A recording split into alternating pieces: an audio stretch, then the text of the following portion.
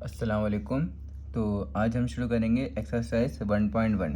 अच्छा, 1.1 का question number 1 देखें। क्वेश्चन नंबर 1 में हमारे पास बोला गया है identify the following numbers as rational and irrational numbers, also write each one in separate column. अच्छा, अब हमारे पास ये बहुत सारे इसमें यहाँ पे क्वेश्चंस लिखे हुए हैं, ठीक है, बहुत सारी मतलब वैल्यूज़ लिखी हुई हैं। अब ये बताना है कौन सा इर्रेशनल है और कौन सा रैशनल है, बस ये बताना है। तो सबसे पहले तो आप ये समझो कि रैशनल और इर्रेशनल क्या होते हैं, ठीक है। तो इसके लिए आपको सबसे पहले यहाँ पे ऊपर जो इसके पूरा हमारे पास टेबल बना हुआ है, एक टेबल की तरह का हमारे पास जो भी बना हुआ है, हमें ये समझना पड़ेगा, ठीक है। अब हमारे पास वैल्यू लिखी हुई है 1/2 मतलब 1/2, जिसका आंसर होता है, कैलकुलेटर में पुट करो 1/2, इसका आंसर होता है 0.5, ठीक है। तो हमारे पास 0.5 आएगा, ये हमारे पास 0.5 रुक गया, ठीक है। इसके आगे आंसर कंटिन्यू नहीं हुआ ना, तो ये कराएगा टर्मिनेटिंग डेसिमल फ्रैक्शन, ठीक है। यहाँ तक समझ में आ गया। अब सेकंड एग्जाम्पल देखो, इसमें आ रहा है 1/4 मतलब 1/4। इसको कैलकुलेटर में आप डाल पुट करो, ठीक है। अब हमारे पास इसका आंसर क्या आया 0.25। तो 0.25 ये भी आपके पास सेम टर्मिनेटिंग डेसिमल फ्रैक्शन है, ये भी रुक गया। तो इससे आपको क्या पता चला, आपने आपके पास जो भी वैल्यू दी हुई है, जो भी वैल्यू, ठीक है, और आपको पता करना है कि वो मतलब कि आपको पता करना है कि वो टर्मिनेटिंग है या नॉन टर्मिनेटिंग है, ठीक है।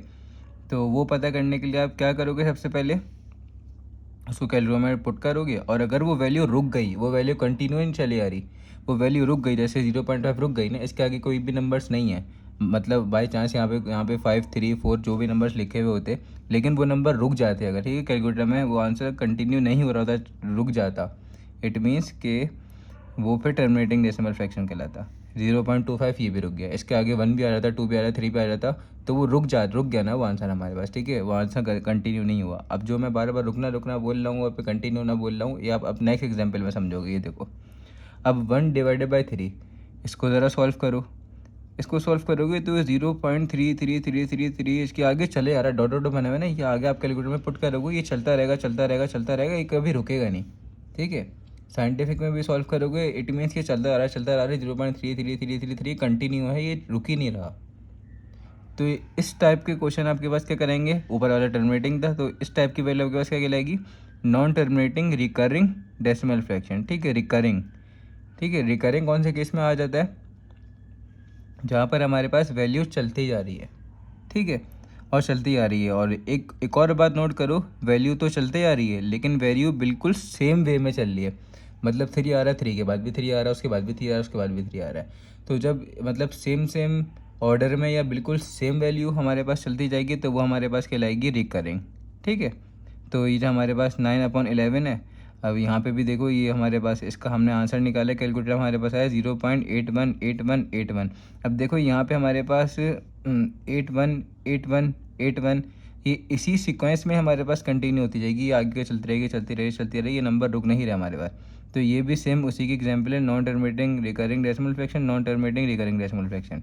अब बोलोगे यहाँ तो 3 था, तो यहाँ पे भी हमारे पास सीक्वेंस बन रही थी ना, 3 के बाद भी 3 आता है, फिर 3 के बाद यहाँ पे 8 1, फिर 8 1 के बाद भी 8 1 आ रहा है, फिर 8 1 के बाद भी 8 1 आ रहा है, फिर उस 8 1 के बाद भी 8 1 आएगा, फिर उसके बाद भी 8 1 आएगा। तो हमारे पास ये रिकरिंग का केस होता है, ठीक है। अब उसके बाद नेक्स्ट आ जाओ, नेक्स्ट पे 5 पे, ये हमारे पास √2 लिखा हुआ है। अब √2 की वैल्यू निकालो। अच्छा, एक तो पहले से माइंड में बैठा लो, मोस्टली जो रूट हमारे पास सॉल्व नहीं हो रहे होते, ठीक है, वो हमारे पास इरेशनल ही होते हैं, मैं बोल रहा हूँ जो सॉल्व नहीं होते। अब √16 वो जो सॉल्व होता है ना, उसका आंसर हमारे पास क्या होता है, 4 होता है, तो वो रैशनल होगा, ठीक है। मोस्टली बस एक बात जहन में बैठा लो, रूट वाले जितने भी होंगे ना तकरीबन, वो हमारे पास क्या कराएंगे, non terminating non recurring decimal fraction. अच्छा, एक बात मैं आपको बताया चलूँ, ऊपर के जो हमने ये वाले केस पढ़े ना, ये वाली हमने एग्जाम्पल्स पढ़ी, ये सारी हमारे पास रैशनल थी, ठीक है, ये सारी हमारे पास रैशनल थी। तो बस रैशनल में आपको ये देखना है सबसे पहले, रैशनल और इरेशनल। अभी हमने रैशनल नहीं पढ़ा, ठीक है, मैं आपको रैशनल ही बता रहा हूँ, रैशनल कौन से होते हैं। तो रैशनल के लिए आपको सबसे पहले बस यही देखना है कि अगरचे तो वो रुक गया आपके पास, आगे कंटिन्यू नहीं हो रहा, तो वो रैशनल है। ये भी आप कैलकुलेटर में पुट करोगे, वैल्यू तो रुक गई तो वो रैशनल है। अगर वैल्यू चलती आ रही है, अगर वैल्यू कैलकुलेटर में चलती आ रही है, तो आपको ये बात नोट करनी है कि भाई वो वैल्यू एक सीक्वेंस में चल रही है ना, ऐसा तो नहीं हो रहा ना कि 1 2 3 पे उसके बाद 6 आ रहा है, फिर उसके बाद कभी 8 आ रहा है, उसके बाद 9 आ रहा है, ठीक है। अगर सीक्वेंस में चल रही है तो इट मीन्स वो हमारे पास रैशनल ही है। और ये भी तो 8 1 सीक्वेंस में चली ना, तो ये रैशनल था। ठीक है, यहाँ तक हमारे पास सब चीज़ें रैशनल थी। अब यहाँ पे आ जाओ रूट 2। अब यहाँ पे देखो रूट 2 चलता तो ये भी जा रहा है, ठीक है, कंटिन्यू तो वैल्यू ये भी हो रही है, लेकिन ये हमारे पास एक सीक्वेंस में कंटिन्यू नहीं हो रही है। 4 1 आ रहा है, फिर 4 2 आ गया। 4 1 क्या 4 1 ही आना चाहिए था ना, तो 4 1 क्या 4 1 नहीं आ रहा, 4 2 आ रहा है। फिर 4 2 के बाद 1 3 आ गया। 1 3 के बाद कुछ और भी हो सकता है, जो भी होगा उन्होंने लिखा नहीं है, क्योंकि चलता आ रहा है ना, इसका आंसर रुक रुक नहीं रहा है। तो इट मीन्स ये हमारे पास इर्रेशनल है। और यहाँ पे देखो क्या लिखा हुआ है, non terminating non recurring. Recurring में क्या केस था, एक सीक्वेंस में चल रहा था, यहाँ पे क्या है, एक सीक्वेंस में नहीं चल रहा बस। ठीक है, रिकरिंग नॉन रिकरिंग। और ये वाले हमारे पास क्या कहलाते हैं, इर्रेशनल। बस रैशनल और इर्रेशनल में ये फ़र्क है। ठीक है, अब ये देखो यहाँ पे रूट 3 का आंसर भी आपके पास क्या आ रहा है, ये भी एक सीक्वेंस में नहीं आ रहा, ऊपर से चलता रहा चलता रहा चलता आ रहा है, तो हमारे पास ये भी इर्रेशनल हो गया। समझ गए। बस एक बात याद रखो, हमारे पास आंसर अगर चलता जाएगा चलता जाएगा चलता जाएगा, लेकिन अगर सीक्वेंस में चलेगा तो वो रैशनल होगा, अगर सीक्वेंस में नहीं चलेगा तो वो इर्रेशनल होगा। समझ गए। अब चलो इसके क्वेश्चन शुरू करते हैं। यहाँ पे क्वेश्चंस देख लो, अभी ये मैं आपको पास रजिस्टर में सॉल्व कराऊंगा।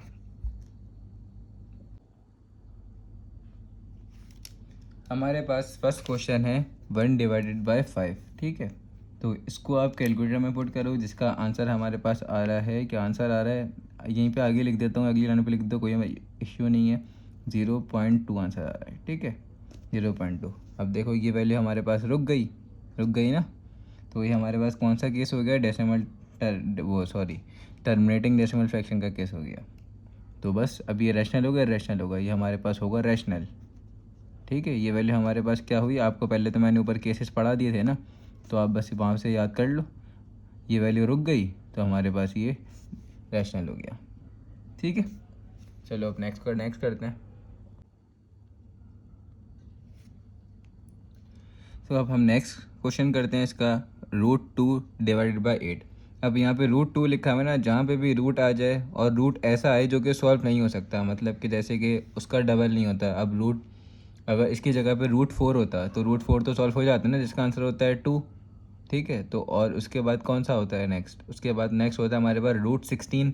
√16 का आंसर क्या होता है 4। तो इस तरह के जो सॉल्व हो जाते हैं ना, वो उनका आंसर पॉसिबल है। ठीक है, लेकिन जब भी आप ऐसा रूट देख लो जो सॉल्व नहीं हो सकता, आप डायरेक्ट उसको क्या लिख दो, इर्रेशनल लिख दो। मैंने फिर भी एहतियातन आंसर लिख दिया, देख लो आंसर यहाँ पे रिपीट नहीं हो रहा, तो बस यहाँ पे आप इर्रेशनल लिख दो।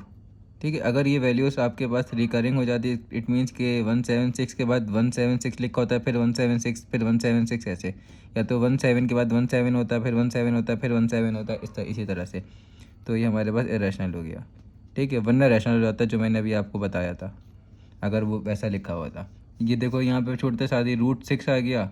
अब वो अलग बात है डिवाइड में लिखा हुआ है, लेकिन लिखा हुआ तो है ना, तो ये इरेशनल है। ठीक है, तो बस इसको आप कोई यहाँ पे कैलकुलेटर सॉल्व भी नहीं करो, पेपर में भी कोई सॉल्व नहीं करना है। आपको अगर पता है ये रैशनल है, ये रैशनल है, ये रैशनल है, तो आप डायरेक्ट ही लिख देना। 2/8, इसका उसको सॉल्व कर दिया, ये होता है 1/4। 2 1 2, 2 4 8, तो 1/4 हो गया। 1/4 आप कैलकुलेटर में लिखो 1/4 या 2/8 ही लिख दो, उसका आंसर क्या होता है 0.25। ये सॉल्व हो गया और रुक गया, तो ये क्या हमारे पास है, रैशनल है। ठीक है, अब क्या है हमारे पास नेक्स्ट, यहाँ पे √3 आ गया। √3 सॉल्व नहीं हो सकता, तो आपके पास ये क्या हो गया, इरेशनल हो गया। छूटते साथ ही इरेशनल लिख दो यहाँ पे। नेक्स्ट हमारे पास है √8। ठीक है, तो √8 भी सॉल्व नहीं हो सकता, ये भी इरेशनल है।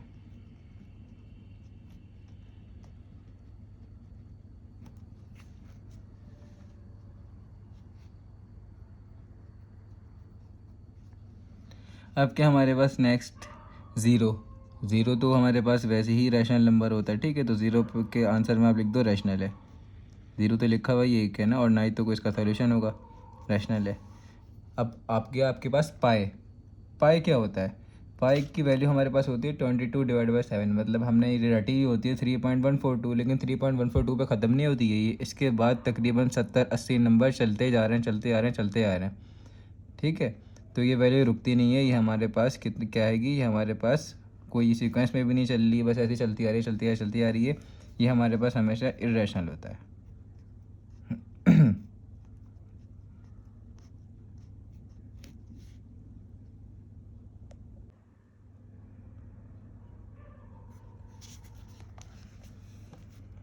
अब आ गया हमारे पास रूट 5, ठीक है।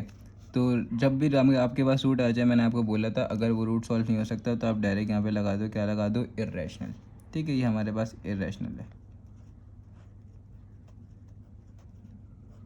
अब आगे आओ, ठीक है। नेक्स्ट क्वेश्चन पे ये लिखा हुआ है 22 डिवाइडेड बाई 3, इसको कैलकुलेटर में सॉल्व करो तो इसका आंसर हमारे पास बनता है 7.3333, ऐसे ये चलता जा रहा है, आंसर कंटिन्यू है। तो ये हमारे पास कौन सा केस हो गया, ये हमारे पास केस हो गया non terminating recurring decimal fraction का केस हो गया, ठीक है। तो वो केस हमारे पास होता है रैशनल होता है, आपको पता है। वैसे भी आपको अब याद कर लेना चाहिए, वैसे भी जो हमारे पास चलता जा रहा है चलता रहा है लेकिन सेम सीक्वेंस में चल रहा है, ठीक है, तो वो आपके पास रैशनल होता है। अब क्या पाई आ गया, पाई का मैंने आपको पहले ही बताया था, पाई लिखा हुआ है ना ये, तो पाई हमारे पास वैसे ही इरेशनल होता है, तो आपके पास पूरा नंबर ही इरेशनल हो गया।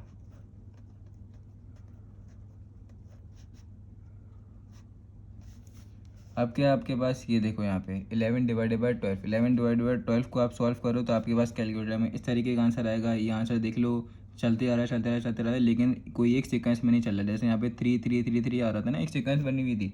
यहाँ पे 9 1 के बाद 9 1 आना चाहिए था, फिर 9 1 आना चाहिए था, फिर 9 1 आना चाहिए था, वरना 9 1 6 के बाद 9 1 6 आता, फिर 9 1 6 आता, फिर 9 1 6 आता, ऐसी सीक्वेंस बननी चाहिए थी। या तो 9 के बाद 9 आता, फिर 9 आता, फिर 9 आता, कोई सीक्वेंस नहीं बन रही, ऐसी चलता जा रहा है। तो ये आपके पास हो गया non terminating non recurring decimal fraction वाला केस हो गया, तो ये आपके पास होता है इर्रेशनल, ठीक है। तो यहाँ पे हमारा एक्सरसाइज 1.1 का क्वेश्चन नंबर 1 कंप्लीट हो गया। अब हम करेंगे शुरू क्वेश्चन नंबर 2, जिसमें हमें निकालना है, हमें बस इसमें ये इंडिकेट करना है क्वेश्चन नंबर 2 में कि ये टर्मिनेटिंग है या नॉन टर्मिनेटिंग है। तो ये तो मैं आपको पहले ही बता चुका हूँ, आप इजीली इसको सॉल्व कर लोगे। जैसा कि हमें इस क्वेश्चन नंबर 2 में क्या बताना है कि टर्मिनेटिंग है या नॉन टर्मिनेटिंग है, ठीक है। तो अब ये आपके पास यहाँ पे लिखा हुआ होगा, सिर्फ ये लिखा हुआ है 5/8 ये लिखा हुआ है, ठीक है। आपको क्वेश्चन में दिखा देता हूँ, ये लिखा हुआ, convert the following into decimal fraction also indicate, ठीक है। पहले आपने डेसिमल फ्रैक्शन में कन्वर्ट कर दिया, आप कैलकुलेटर से कन्वर्ट कर दो। Also indicate them as terminating और नॉन टर्मिनेटिंग डेसिमल फ्रैक्शन, ठीक है। अब आपको उसके बाद ये बताना है कि टर्मिनेटिंग डेसिमल फ्रैक्शन है या नॉन टर्मिनेटिंग डेसिमल फ्रैक्शन है। तो आपको मैं इस एक्सरसाइज के मतलब बिल्कुल शुरू में ही सब आपको डिटेल्स बता चुका हूँ। तो ये नंबर हमारे पास रुक गया, इट मीन्स ये हमारे पास टर्मिनेटिंग है, ठीक है। आप क्या करो, आप मेरी वीडियो को पॉज करो, ये सारे क्वेश्चन लिखो और उसके बाद खुद से ही आंसर लिख दो और उसके बाद आंसर मैच कर लो। ये हमारे पास क्या है बताओ ये क्या है, ये हमारे पास नॉन टर्मिनेटिंग है, ठीक है। बस टर्मिनेटिंग नॉन टर्मिनेटिंग में इतना फ़र्क है, जो हमारे पास सॉल्व होके रुक जाए वो हमारे पास मतलब डेसिमल में रुक जाए ना, उसका सोल्यूशन रुक गया तो वो हमारे पास टर्मिनेटिंग है, और जो चलता जा रहा है वो हमारे पास नॉन टर्मिनेटिंग है। बाकी आगे केस आ जाता है रिकरिंग पे और नॉन रिकरिंग पे, तो वो आपको मैं समझा चुका हूँ। तो ये भी चलता जा रहा है, तो ये क्या है, नॉन टर्मिनेटिंग है।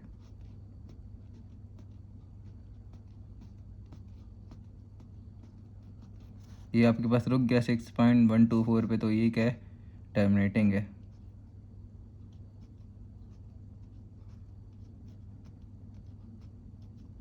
फिर इसके बाद आगे आओ, 13.8 लिखा हुआ है, ठीक है। कैलकुलेटर में डालो 207 डिवाइड बाई 15, आंसर आ जाएगा आपके पास 13.8। तो ये आपके पास रुक गया, ये भी आपके पास टर्मिनेटिंग है।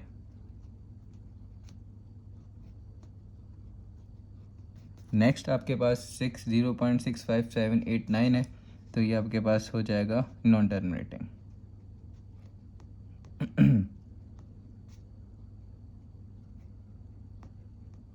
तो यहाँ पे हमारा क्वेश्चन नंबर 2 भी ख़त्म हो गया। अब हम करेंगे क्वेश्चन नंबर 3।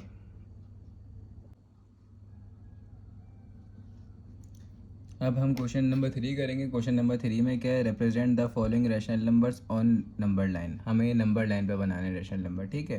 तो नंबर लाइन बनाना बहुत इजी काम है, कोई मुश्किल काम नहीं है। मैं आपको बता देता हूँ किस तरह से करना है ये।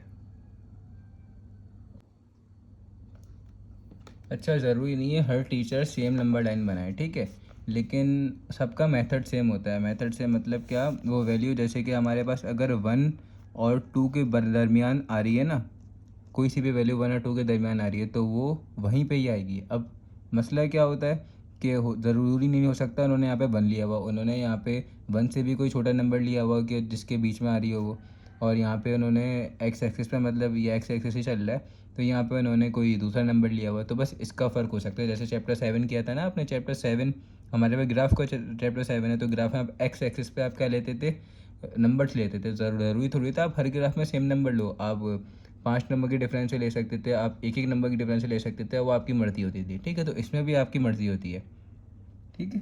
तो ज़रूरी नहीं है हर टीचर आपको सेम मेथड से कराए। अब 8 डिवाइडेड बाई 10, अब 8 डिवाइडेड बाई 10 आपके पास यहाँ पे कैलकुलेटर में तो सॉल्व कर लो। 8 डिवाइडेड बाई 10, ये आपके पास इसका आंसर क्या आता है, इसका आंसर आपके पास आ रहा है 0.8, ठीक है। तो अभी मैं अगली लाइन पे लिख रहा हूँ 0.8 लिख दिया। अब आपको 0.8 लाना है। आपने स्केल तो देखा है ना अपने पास भाई, स्केल पे 0.8 कहाँ पे आ रहा होता है। आप अपना स्केल ही बना दो उठा के पूरा, समझ गए।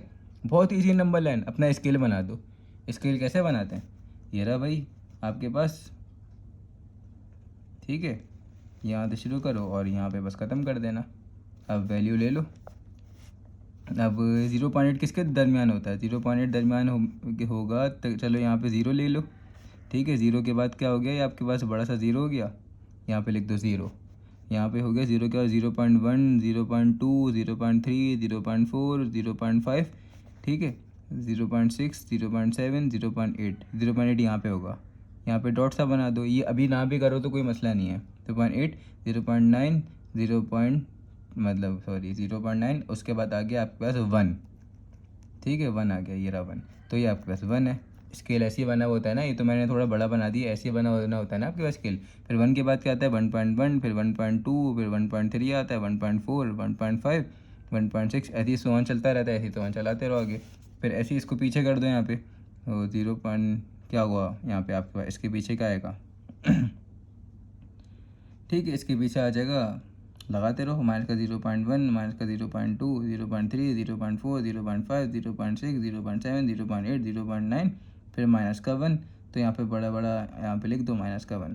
तो आपकी मर्जी थी, आप किसी भी तरह से बना सकते। 0 यहाँ से भी शुरू कर सकते थे, ठीक है। 0 यहाँ से शुरू करते तो यहाँ पे आपका 1 आता, फिर यहाँ पे आपका क्या आ जाता, 2 आ जाता। तो यहाँ पे 0 लिख देते, यहाँ पे 1 लिख देते, यहाँ पे 2 लिख देते। लेकिन आपके पास 0 और 1 के दरमियान ही आपके पास बनता 0.8।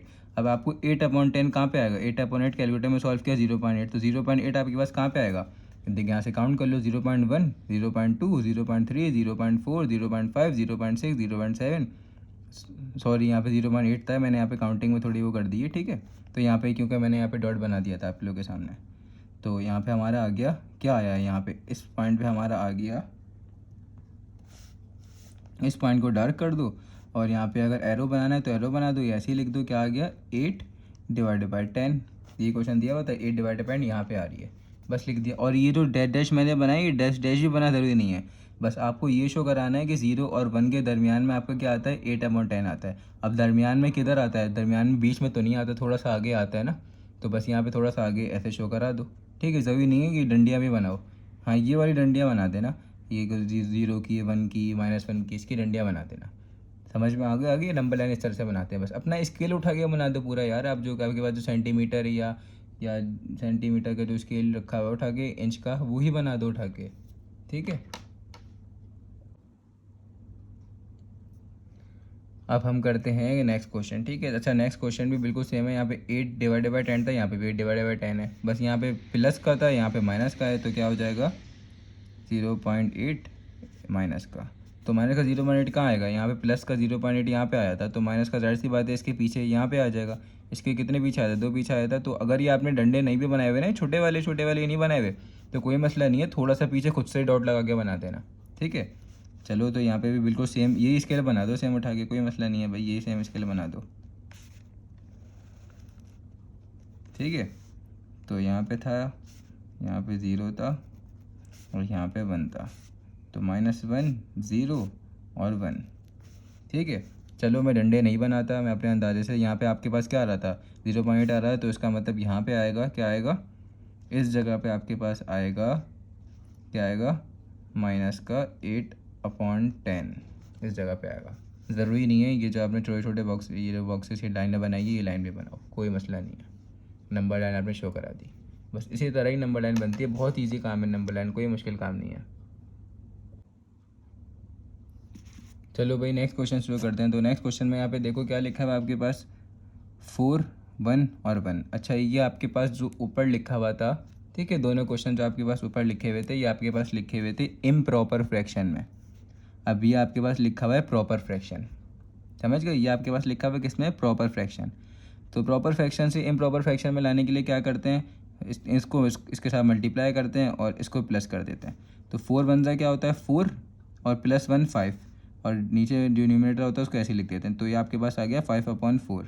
किस तरह से किया, इसको इसके साथ मल्टीप्लाई और इसको इसके साथ प्लस, 4 1 जा 4 आया था और 4 आ गया ना। अब यहाँ पे आपके पास 4 है, अब 4 + 1 इसको इसके साथ प्लस करेंगे तो +1 क्या हो गया 5 हो गया। तो 5/4, 5/4 का अपनी कैलकुलेटर में आंसर निकालो, आपके पास होता है 1.25। क्या होता है 1.25, ये आंसर आता है। ठीक है, बस अब 1.25 के हिसाब से नंबर लाइन बना दो। तो बिल्कुल उसी तरह से बनाओ जैसे ऊपर नंबर लाइन बनाई है, ठीक है। तो बस आपके पास खुद ही आ जाएगी। तो यहाँ पे शुरू कर दो। चलो दोबारा से माइनस वाला भी ले लें साथ, अगर माइनस वाला ले लेना चाहो तो कोई मसला नहीं है, ठीक है। खैर चलो माइनस वाला ले लेते हैं साथ। यहाँ पे -1 आ गया, ठीक है। थोड़ा सा आगे और छोड़ो गैप, यहाँ पे आपके पास 0 आ गया। फिर थोड़ा सा और आगे गैप छोड़ो, यहाँ पे क्या आ गया, वो सॉरी प्लस का 1 आ गया। यहाँ तो प्लस का 1 आएगा ना, माइनस का 1 इसके पीछे जाएंगे, -2 इसके पीछे जाएंगे, -3, ऐसे प्लस का 1 आ गया। इसके बाद यहाँ पे अगर और आगे गए तो यहाँ पे आ गया आपके पास +2, ऐसे चलते रहेंगे, +3 आएगा, ऐसे करके चलते रहेंगे।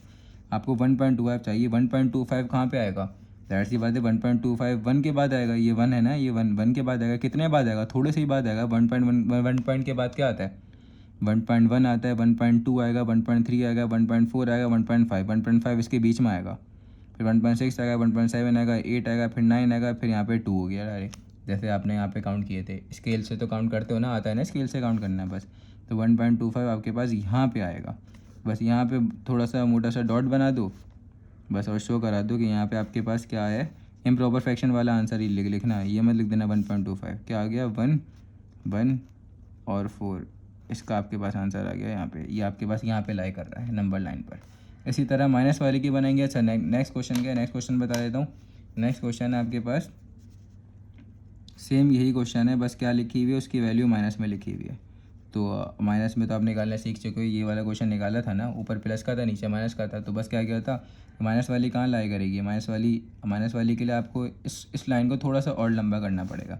लंबा कैसे करेंगे, थोड़ा सा और फैला दो, और यहाँ पे क्या ले आओ, यहाँ पे प्लस का 2 है, वहाँ पे आ जाएगा -2। तो आपके पास यहाँ पे लाई करेगा, इस जगह पे लाई करेगा यहाँ पे, ठीक है, इस जगह पे लाई करेगा माइनस वाले। तो आप खुद से बनाना, वो आपका खुद का काम है, ठीक है।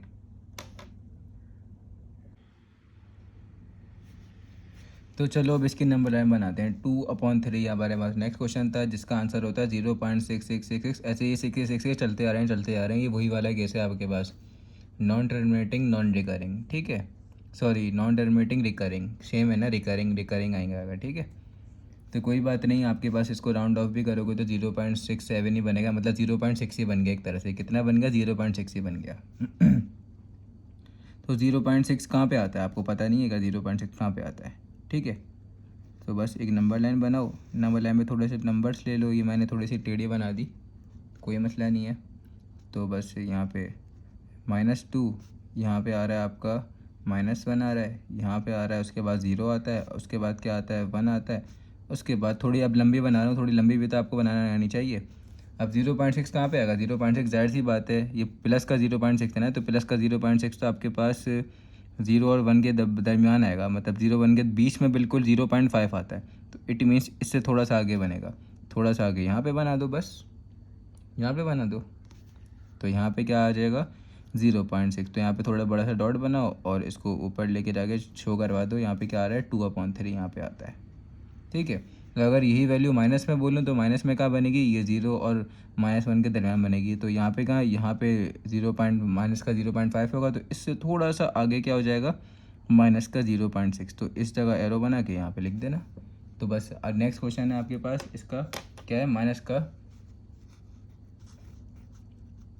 2/3, इसकी बनाना नंबर लाइन। तो इसकी नंबर लाइन आपको बनाना ईजी हो गई ना।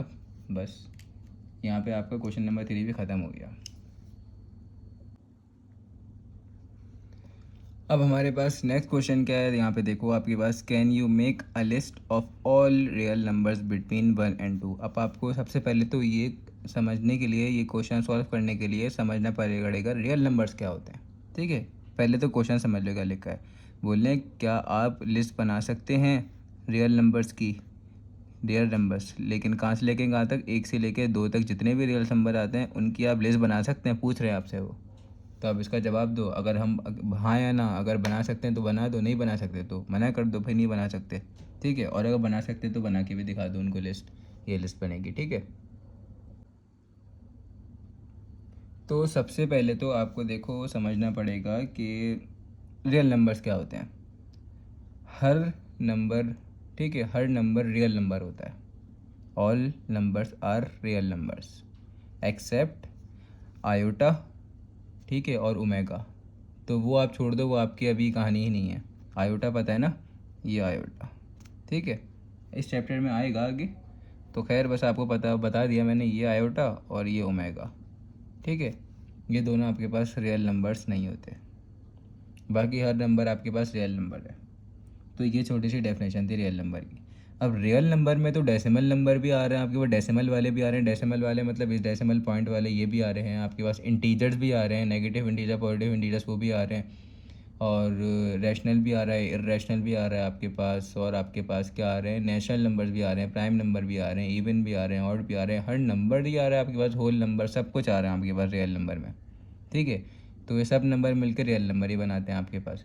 तब सब कुछ ही रियल नंबर हो रहा है, तो आप इसके दरमियान तो देखो यहाँ पे आपके पास कौन सा नंबर के दरमियान बोला गया था, 1 और 2 के दरमियान बोला गया था ना। जितने नंबर्स आते हैं उनकी लिस्ट बना दो। तो भाई ये तो बहुत सारे नंबर्स आ गए 1 और 2 के दरमियान। आप समझ रहे होगे कि बहुत कम छोटे से तो नंबर हैं। आप समझ रहे होगे, चलो 1.1 बना दो, 1.2 बना दो, 1.3 बना दो, 1.4 बना दो, 1.5 बना दो, 1.6, ऐसे 1.7, 1.8, 1.9 और 1.9 के बाद 2 बन तो गई, आप ये बोलोगे। ठीक है, लेकिन बिटवीन ये दोनों नहीं होने चाहिए, तो 2 नहीं बनेगा। आप बोले बन तो गई। आपने छोटी क्लासेस में सीखा था कि 1 पॉइंट के बाद, 1 के बाद क्या आता है, डायरेक्ट अगला नंबर 1.1। 1.1 नहीं आता है भाई, आता है 1.01। ठीक है, 1.01, 1.01 भी नहीं आता, 1.0001 ये आता है, सॉरी 1.001 आता है। फिर आप बोलोगे ये भी नहीं आता, नहीं भाई एक और 01 आता है, फिर ये भी नहीं आता, 1.00001 ये आता है। इसी तरह से चलता रहता है, आता है। ये तो बहुत सारे नंबर बन गए, इम्पॉसिबल है, आप बना नहीं सकते। समझ गए? इतनी सारी डिटेल्स में तो मैं नहीं बता सकता अभी आपको, वो कभी दूसरी वीडियो में इन डिटेल्स में आपको समझाऊंगा। लेकिन अभी तो आपको बस शॉर्टकट ही समझा सकता हूँ। शॉर्टकट नहीं मतलब जितना आपको समझ में आ जाए कि भाई हम नहीं बना सकते। तो बस आप एक छोटी सी वजह लिख दो 1 और 2 के दरमियान, क्योंकि इनफाइनाइट टाइम्स नंबर्स होते हैं, बहुत सारे नंबर्स। कितने नंबर बनाओगे, कितने नंबर, खुद सोचो। तो इसकी एक छोटी सी वजह लिख दो बस, कि we can not make list of all real numbers between 1 और 2। तो बस ये लिख दो इसका आंसर, we can not make list between, ठीक है, 1 और 2। We can not make list, अगर लिखना है तो ये भी लिख दो, ऑफ ऑल रियल नंबर्स। ठीक है, between, of all real number की लिस्ट बिटवीन 1 और 2 नहीं बना सकते आप। ठीक है, वजह लिख दी बस। हो गया। अब उसके बाद आपसे पूछा गया है नेक्स्ट क्वेश्चन में, यहाँ पे देख लो आपके पास नेक्स्ट क्वेश्चन लिखा हुआ है, गिव रीज़न वाई पाई इस एन इरेशनल नंबर। तो इसका पीछे बुक के पीछे भी आंसर लिखा हुआ है, और मैं आपको पीछे ही बता चुका हूँ क्यों पाई इरेशनल नंबर होता है। क्योंकि पाई क्या है आपके पास, नॉन टर्मिनेटिंग और नॉन रिकरिंग नंबर है। कौन सा है, नॉन टर्मिनेटिंग और नॉन रिकरिंग। ये बात मैं आपको पीछे ही बता चुका हूँ कि नॉन टर्मिनेटिंग नॉन रिकरिंग कौन से होते हैं, और वो इरेशनल नंबर होते हैं नॉन टर्मिनेटिंग। तो आपने वजह यहाँ पे बता दी कि वो नॉन टर्मिनेटिंग और नॉन रिकरिंग नंबर है, इस वजह से पाई हमारे पास इरेशनल नंबर हो गया। ठीक है, आपको ये पीछे बता चुका हूँ, और आपके पास इसका रीज़न बुक के पीछे भी लिखा हुआ है, तो वहाँ से भी देख सकते हो आप। बाकी इसके भी सबके आंसर्स आपके पास बुक के पीछे लिखे हैं, वहाँ से भी देख लेना, बिल्कुल सेम टू सेम है। जो बातें आपको पीछे बता चुका हूँ वही बातें यहाँ पे लिखी हुई हैं। तो बस अब आप यहाँ से समझ के कर लेना। ठीक है, तो हमारे पास एक्सरसाइज 1.1 यहाँ पे ख़त्म हो गई। अब हम नेक्स्ट वीडियो में करेंगे एक्सरसाइज 1.2 करेंगे।